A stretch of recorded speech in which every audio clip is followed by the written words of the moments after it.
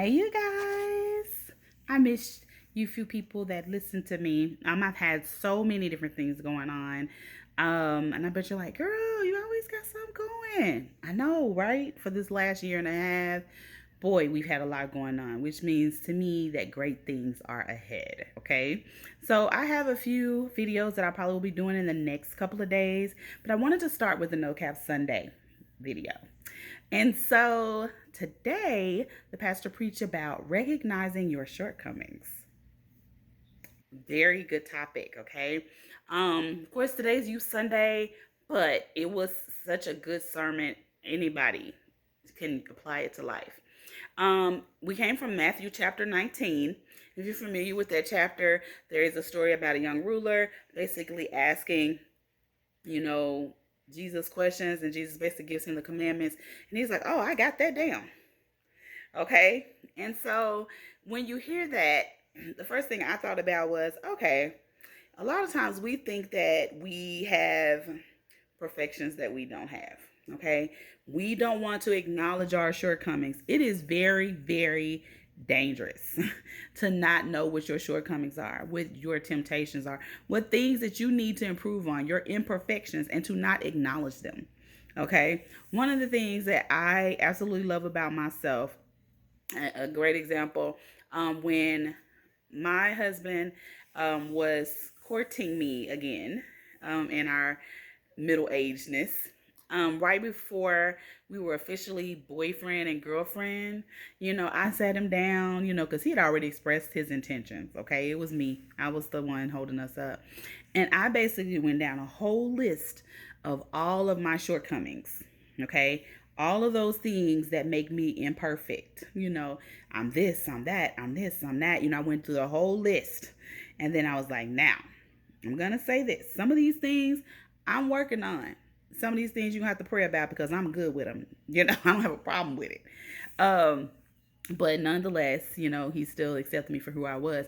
So to me, that's great to know what those shortcomings are. Because if you don't, then you're living a lie. We all have those things that we need to work on. And so when I hear this young ruler saying, well, I got all that down pat. Okay, so when you hear, say for instance, one of the commandments is thou shalt not kill. Well, we automatically think, okay, well, I ain't never killed nobody. I ain't never murdered nobody physically. But have you ever murdered someone with your tongue? Okay, and by that I mean murder their character. Okay, murder their spirit, the way you talk to someone, so beyond just what we think of initially, we can commit some sins that are unknowing, but something I want to say that most times we are fully aware. Okay, and the importance of knowing your shortcomings is not just so you can beat yourself up about them, but so that you can work towards being better. Now, all the time, you have where you hear, us as Christians say, I'm striving for perfection, but we're not perfect. Okay, striving and being there is two different things. And one of the great points that he brought up today was a lot of the times the older we get, the less receptive we are to being shown or acknowledging our imperfections. Okay. And I find that to be true. I remember as a young lady or a young girl growing up, feeling like the adults felt like they had arrived, very critical of what we were doing instead of trying to be relatable. Okay, I think that's something that we should work on. It's like, I've been there before and I still struggle with this. A lot of times people do not want to be at church or be around Christians because they feel like a lot of the times we as Christians are very quick to point out others' imperfections. I keep saying imperfections, and not our own, and not acknowledge them. But my method of testimony and talking to people is actually acknowledging those things that are imperfections of mine, because to me that makes me relatable. It makes me relatable and it makes people trust me. If I can say, hey, girl, I've been through this, that, and the other, and this is how I handled it, this is what happened with me, and these are the mistakes I made, and that's why I'm saying this. Versus, you shouldn't do that because that don't make any sense. Okay, why not use your life and your imperfections, those things that you have overcome, um, or even those things that you haven't, that you struggle with, to draw others in? A lot of times we don't think of it like that. We think of it as, well, I don't want to tell these people, my imperfections. I don't want to, them in my business.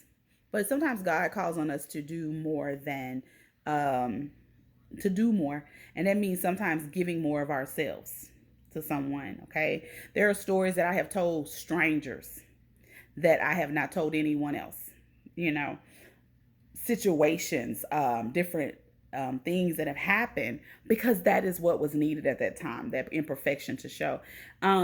That's what I thought about when I started thinking about this sermon in a deeper sense. When I thought about acknowledging my imperfections, not just or using his words, my shortcomings, not just because it's important to know them and to grow from them, but also it's a good tool to use in your ministry.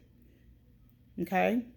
So that's what I got out of, and that's where I dug to. Now, hey, you guys, do not use my videos as your substitute for Sunday service, because the way that I see things and the way that the Lord deals with me and gives it to me is not necessarily the way the Lord would give it to you. So basically, this is just my takeaway and where my brain went when he was teaching this sermon and basically telling us that to acknowledge those shortcomings, to acknowledge them and to recognize them, and to also understand that Jesus is the Lord of our life.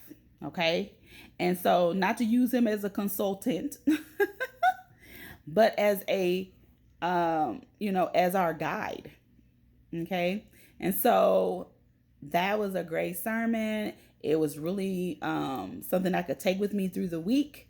And I hope it was something you guys got out of the video for today. Thank you so much for those of you that watch my videos, even when it takes me forever to post another one. It's not because I'm not thinking about doing it. It's just so much craziness going on. And we are getting ready to move. And so there's a lot going. But I will be posting more videos soon. Thank you guys. Don't forget to follow me on Facebook and on Instagram. Bye.